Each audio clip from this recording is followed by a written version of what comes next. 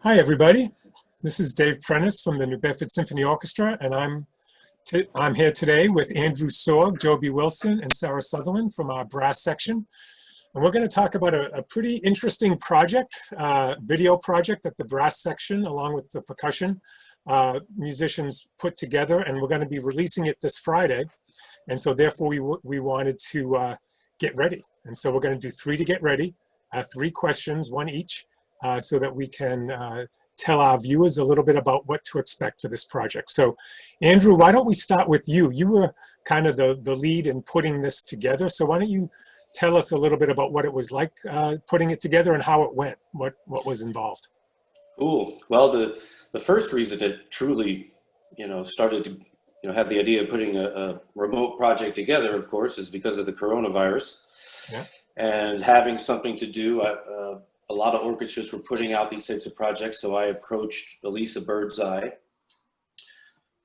Would you be interested in doing something like this? Gave her an example. Immediately heard back from you in the committee, and then it was pick a piece. The piece Saber Dance got picked, and then we were off and running.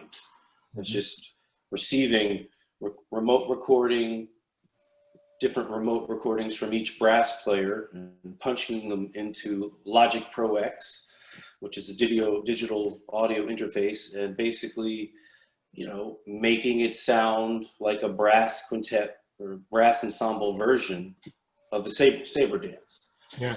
And of course, the Russian music, you don't have the score available. So that was very tricky to, actually hired out a former trombone member of the orchestra, Wes Hopper, to transcribe that due to the time period involved. And once that was set, I started getting the recordings and put it together. All right. And we're going to see the finished product on Friday, so can't wait for that. That's great. Now, Sarah, I'm going to ask you a question that I want a completely honest answer to, even though Andrew and Jobey are in on this. But is it really true that the French horn is the hardest instrument of the brass to play? Well, I think everybody's going to go ahead and say their instrument is the hardest instrument. Yeah. But the horn is unique in that it's very inefficient. So we have about 18 feet of tubing, and we have to put the same amount of air and play the same, like a huge range of notes. And it's very inefficient, and that's how it gets the reputation of being very hard. But I mean, every instrument has its challenges. Sure, so of course. I wouldn't necessarily say ours is the hardest, but yeah, we have to figure it out, and we do, and we play it well. I will say though that one of the hardest things about this project was that we were doing offbeats, playing offbeats on the French horn, and I do not practice offbeats at home by myself. So I don't think the last time I would have played offbeats was back in March at the and probably not until before that. So to sit down and play offbeats continuously for a while by myself with a click track was it was eye-opening. So that was actually the trickiest part for me, was getting back in the groove of playing offbeats.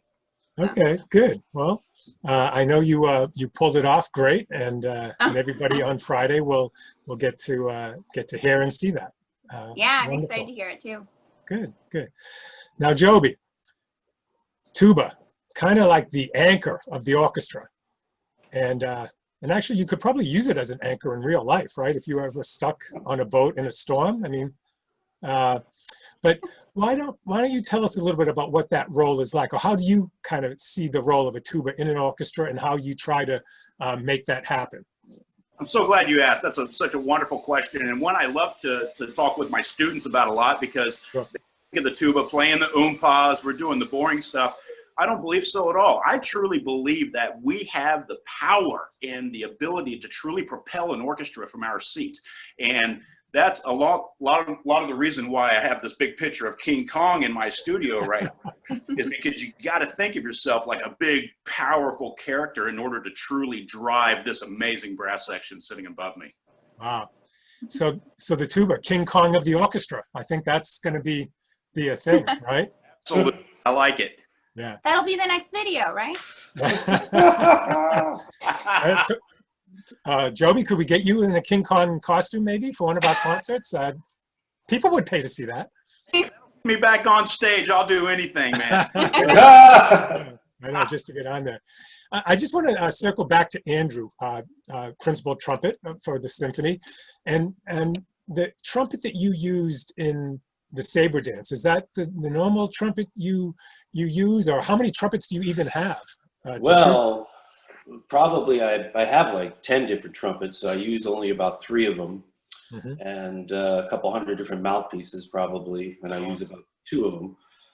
But I used the piccolo trumpet because the arrangement was so very difficult, including the offbeats. Just to get through my part means I had to practice becoming Hercules for like a week.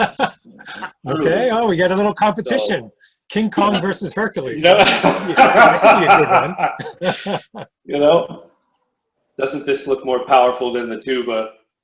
Okay. Compare and contrast. Sarah, can you believe these guys? I mean, everybody knows it's the French horn that really is carrying the orchestra, right? Exactly. All right. Hey, well, thank you all so much for the work that you've put in to make this project happen. I can't wait until Friday, and I know our audience too is going to really look forward to it. So thank you very much, and we'll see you again soon, okay? All right, thank you. Take care, everybody. Bye-bye.